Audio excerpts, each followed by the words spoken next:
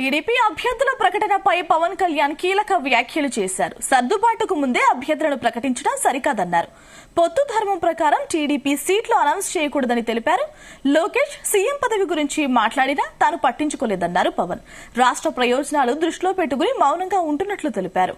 రాజోలు, రాజానగరంలో జనసేన పోటీ చేస్తుందని స్పష్టం చేశారు. పొత్తుకు ఇబ్బందులు కలిగేలా కొందరు వ్యాఖ్యలు చేస్తున్నారని మండిపడ్డారు. చంద్రబాబు గారు ఇట్లా అనౌన్స్ చేశారు, మండపేట సీటు మనకి చెప్పాలి కదా అది అంటే ఖచ్చితంగా అది ఆ భగవతత్వం నన్ను ఎప్పుడు కాపాడింది.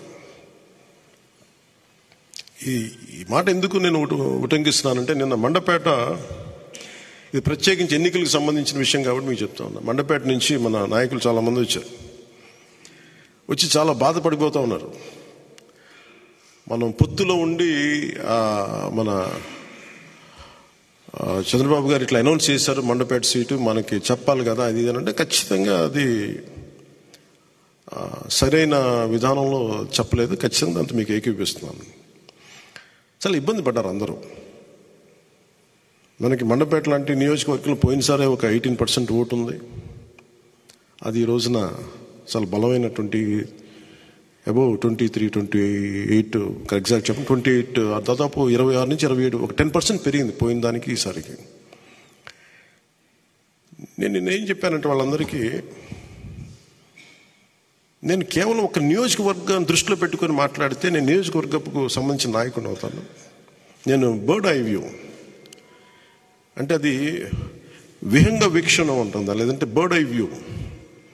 ఆ బర్డ్ ఐ వ్యూ నుంచి చూస్తే తప్ప నేను రాష్ట్రాన్ని సంపూర్ణంగా చూడాలి. దాంట్లో భాగంగా ఒకసారి కొన్నిపాటి ఏరియాలో ఇబ్బంది కలగచ్చేమో. పొత్తు ధర్మం ప్రకారం అలా అనౌన్స్ చేయకుండా ఉండాల్సింది.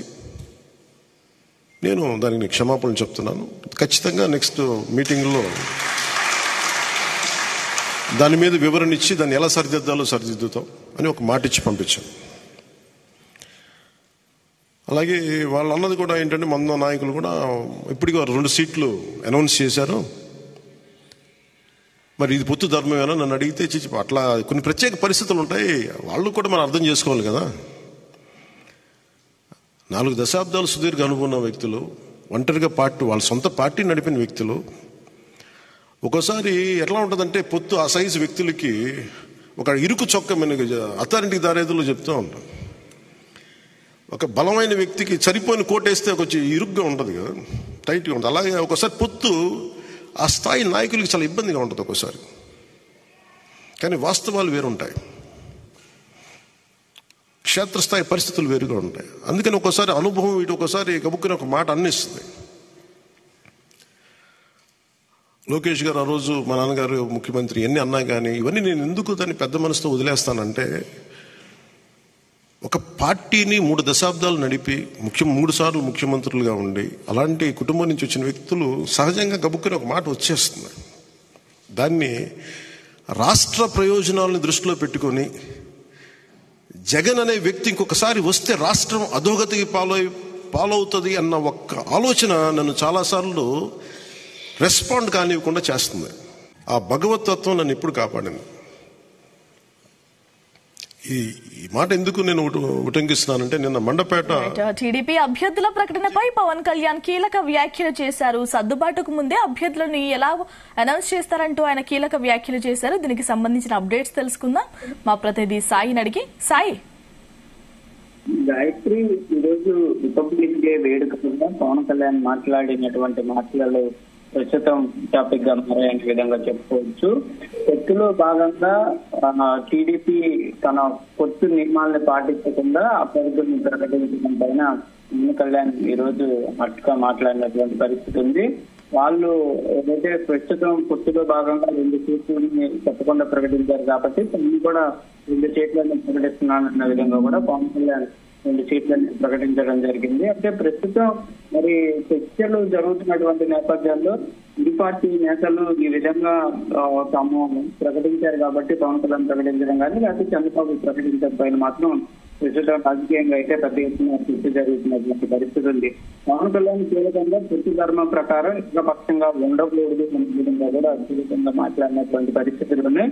అదేవిధంగా లోకేష్ ఏదైతే యువకుల సభకు సంబంధించినటువంటి సభలో తండ్రి సీఎం అని మాట్లాడినప్పుడు కూడా తను పట్టించుకోలేదనే విధంగా కూడా పవన్ కళ్యాణ్ చెప్పడం జరిగింది. రాష్ట్ర ప్రజలు యొక్క ప్రయోజనాల కోసమే తాను మౌనంగా ఉంటున్నట్లు కూడా కీలకమైనటువంటి వ్యాఖ్యలు చేయడం జరిగింది. ప్రధానంగా కూడా ఎక్కడ వచ్చే ఎన్నికల్లో వైసీపీ గెలవకూడదు అనే విధంగా ఒకే ఆలోచనకు మాత్రమే తన పొత్తులో వెళ్లాలనే ఆలోచన ఉందని, లేకపోతే తను ఒంటరిగా పోటీ చేసినా కూడా కొన్ని సీట్లు వచ్చేటటువంటి అవకాశం ఉందనే విధంగా కూడా అంటే ఈ రోజు రిపబ్లిక్ డే వేడుకలుగా పవన్ కళ్యాణ్ జనసేన పార్టీకి సంబంధించినటువంటి వారిని ఉద్దేశించి మాట్లాడటం జరిగింది. అక్కడ కూడా పొత్తు నియమాలు, పొత్తు ధర్మం చేసి అక్కడ కూడా ఇరు పార్టీలు కూడా చెప్పకూడదు అనే విధంగా కూడా చెప్పినటువంటి పరిస్థితి ఉంది. ఈ నేపథ్యంలో మండపేట టీడీపీ అభ్యర్థిని ప్రకటించడంపై కూడా కీలకమైనటువంటి వ్యాఖ్యలు అనే విధంగా చెప్పుకోవచ్చు.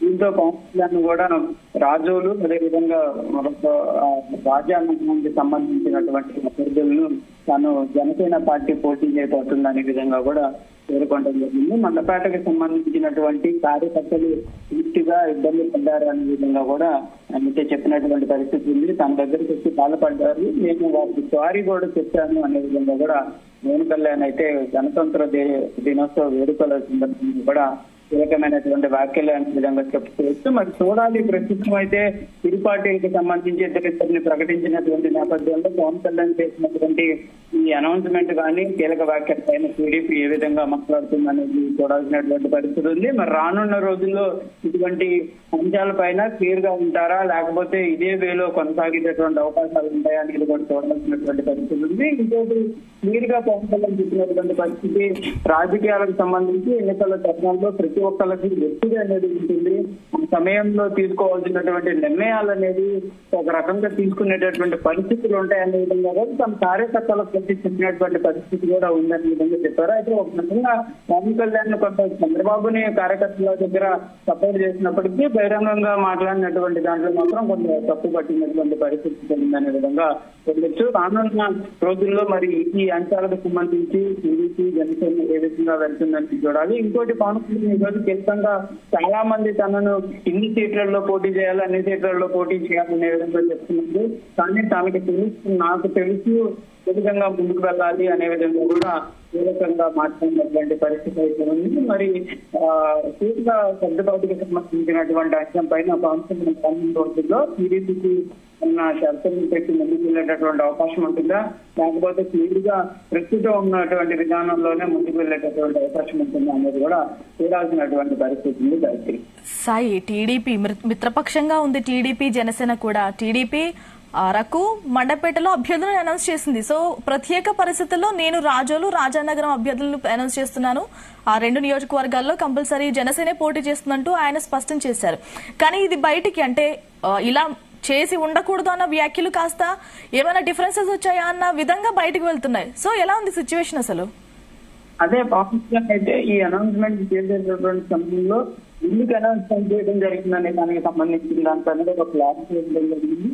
దాంతో పాటు ఇంకోటి ఈ చంద్రబాబు చేసినటువంటి అనౌన్స్మెంట్ పైన వివరణ ఇచ్చాను అనే విధంగా కూడా చెప్పినటువంటి పరిస్థితి ఉంది. కాబట్టి కంపల్సరిగా ఈ అంశంలో కొంత డిఫరెన్సెస్ అనేది వచ్చాయనే విధంగా కూడా తిరిగి అర్థమవుతున్నటువంటి పరిస్థితి ఉంది. ఎందుకంటే ఉమ్మడి కార్యాచరణకు సంబంధించి ఇరు పార్టీలు తెలిసి అనేక సమావేశాలు ఏర్పాటు చేసుకుంటున్నప్పటికీ స్థానికంగా ఉన్నటువంటి పరిస్థితులు, నియోజకవర్గంలో ఉన్నటువంటి నేతల ఒత్తిడి నేపథ్యంలో కంపల్సరిగా పార్టీల్లో కూడా కొంత డిఫరెన్సెస్ అయితే వస్తున్నటువంటి పరిస్థితి అనే విధంగా కూడా అర్థమవుతున్నటువంటి పరిస్థితి ఉంది. మరి దీనినే ఓవర్కమ్ చేసి ఇటు పార్టీలు ఏ విధంగా ముందుకు వెళ్తాయనేది రానున్న రోజుల్లో చూడాల్సినటువంటి సిచ్యువేషన్ ఉంది. ఎందుకంటే ఆ రెండింటికంటే కూడా మిగిలినటువంటి ఇంకా కొన్ని నియోజకవర్గాల్లో కీలకంగా ఉన్నటువంటి పరిస్థితులు ఉన్నాయి. ఒకవేళ కనుక జనసేనకి ఇస్తే టీడీపీ నాకు దూరమైనటువంటి అవకాశాలు ఉంటాయి, టీడీపీకి ఇస్తే జనసేన పార్టీ దూరం సిచ్యువేషన్ ఉంటాయి. కాబట్టి ఇరు పక్షాల మధ్య శ్రేణి తీసుకురావడం అనేది పెద్ద అంశంగా కూడా ఇప్పటి వరకు అయితే చూస్తున్నటువంటి పరిస్థితి ఉంది. కాబట్టి మరి నాలుగు రోజుల్లో ఇటువంటి సిచ్యువేషన్ ఏ విధంగా ఓవర్కమ్ చేస్తారో చూడాలి. ప్రస్తుతం ఈ రెండు పరిణామాలు మాత్రం ఇటు కార్యకర్తల్లో మాత్రం కొంత చర్చకి అయితే దారి తీసినటువంటి పరిస్థితి ఉంది. రాజకీయాల్లో కూడా కొంత ఇరు పార్టీల మధ్య సయోధ్యకి లేదు అనే విధంగా కూడా ప్రస్తుతం అయితే చర్చ స్టార్ట్ అయింది. కాబట్టి మరి ఇరు పార్టీల అధినేతలు ఎటువంటి స్టాండ్ తీసుకుంటారో చూడాలి. దీనిని ముందుకు తీసుకెళ్లేటటువంటి గమనంలో ఇద్దరు సయోధ్యగా వెళ్తారా, లేకపోతే ఇలాంటి సిచ్యువేషన్స్ రానున్న వస్తాయి అనేది కూడా సాయి, సీట్ల పంపకం గురించి ఏమైనా మాట్లాడారా? 175 నియోజకవర్గాల్లో 63 స్థానాల్లో జనసేన పోటీ చేస్తుంది అనుకున్నారు, కానీ 27 స్థానాల్లో మాత్రమే పోటీ చేస్తుంది అంటున్నారు. అభిమానులు, కార్యకర్తలకి ఆయన ఈ సందర్భంగా ఏమైనా చెప్పారా?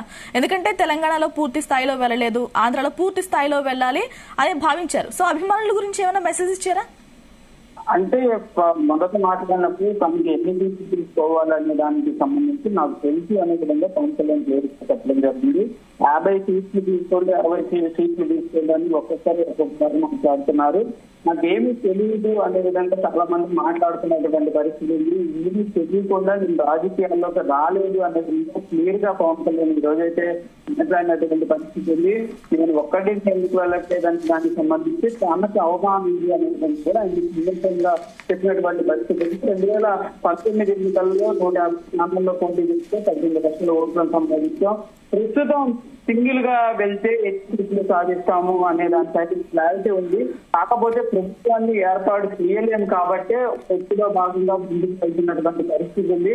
వ్యక్తులు ఎన్ని సీట్లలో పోటీ చేయాలి, ఏం చేయాలి, ఎట్లా ముందుకు వెళ్ళాలి, రానున్న ప్రభుత్వంలో తను ఎటువంటి కీలక రోల్లో ఉండాలి, లేకపోతే ఏ విధంగా ముందుకు వెళ్ళాలనేది కూడా అంతా మాకు క్లారిటీ ఉంది.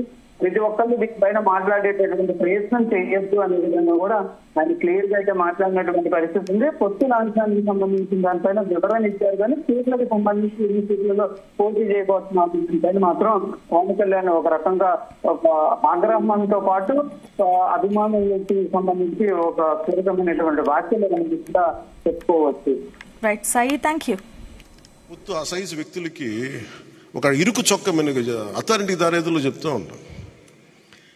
ఒక బలమైన వ్యక్తికి సరిపోయిన కోటేస్తే కొంచెం ఇరుగ్గా ఉంటుంది కదా, టైట్గా ఉంటుంది. అలాగే ఒకసారి పొత్తు ఆ స్థాయి నాయకులకి చాలా ఇబ్బందిగా ఉంటుంది. ఒకసారి